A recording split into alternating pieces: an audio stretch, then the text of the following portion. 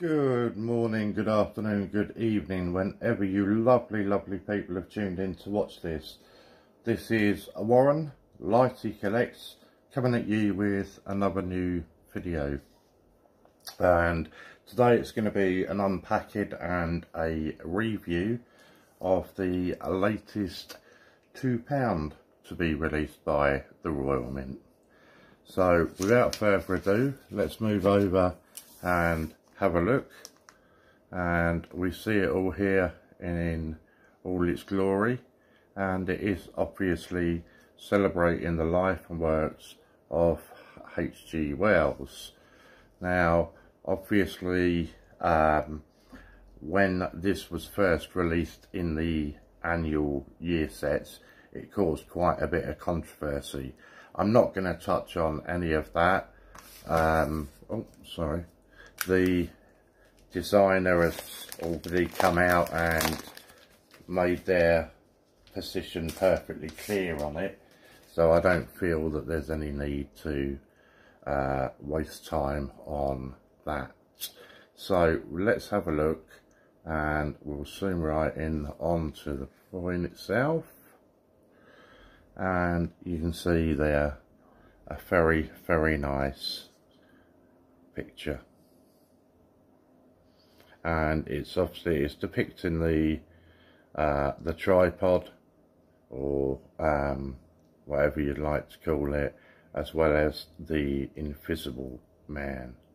I like the design. I think it's a really nice design, and as I say, I'm not going to go down the road of discussing any of the controversies or you know, people trying to call it an error coin and all that. It's not at all.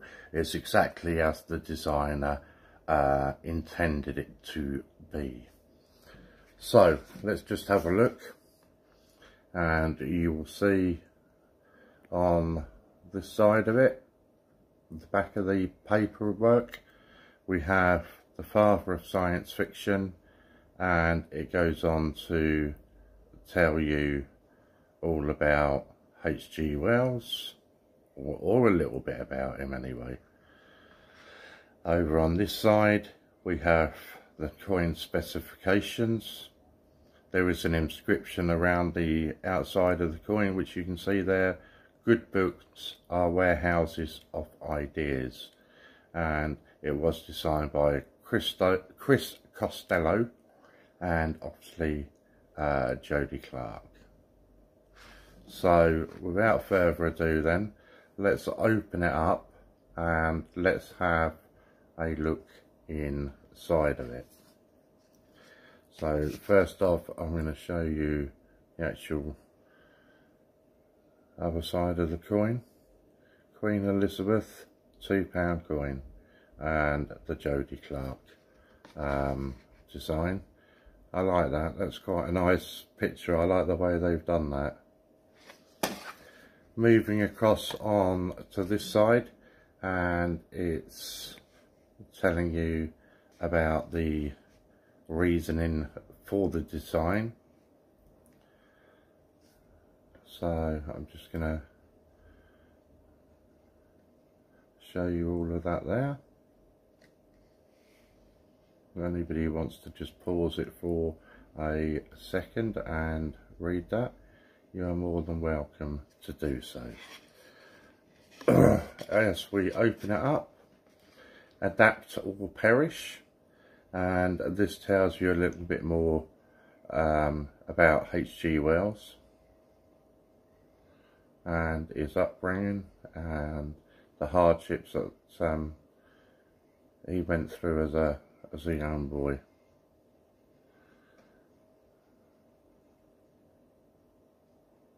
So there you go, if anybody would like to pause that and read that.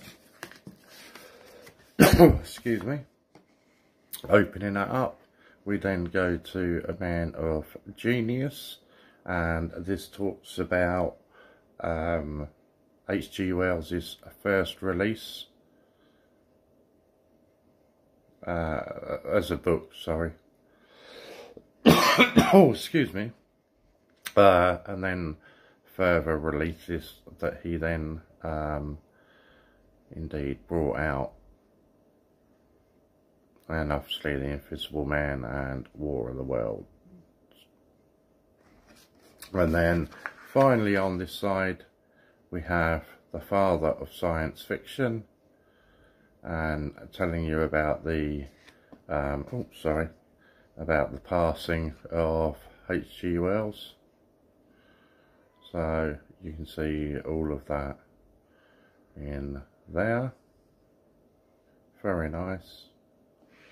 And then the original, well, I suppose cinema posters, would you call them, or film posters for Invisible Man and the Time Machine. And then onto this side we have The Man Who Invented Tomorrow.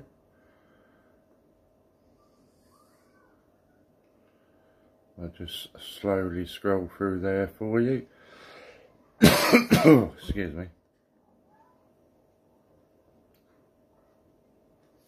And for me, I'll leave it actually until we get to the end. I think that is the end now.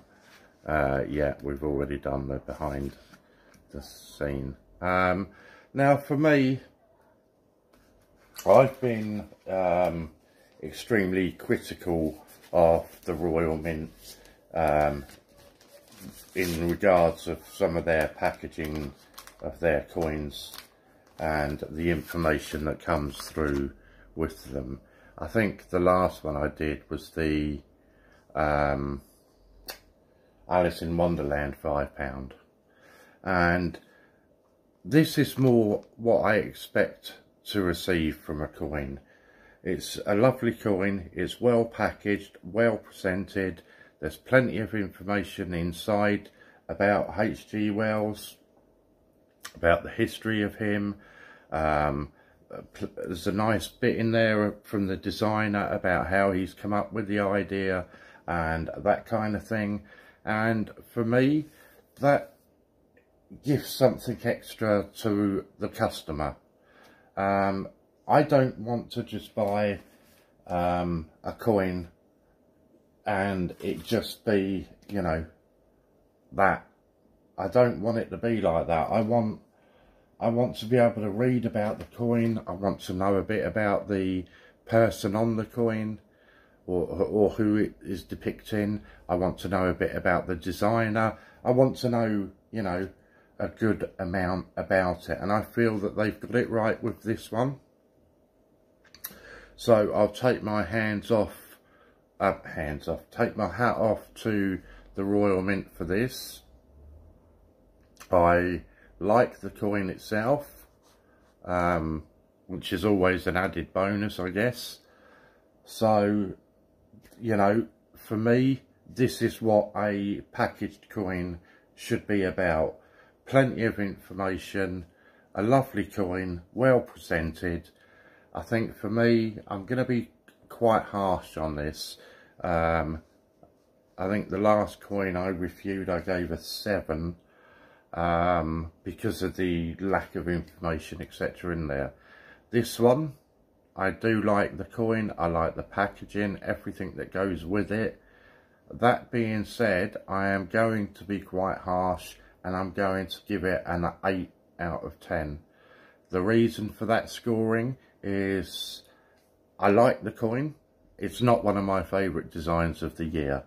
Had it been one of my more favoured designs, it would have obviously achieved a higher score.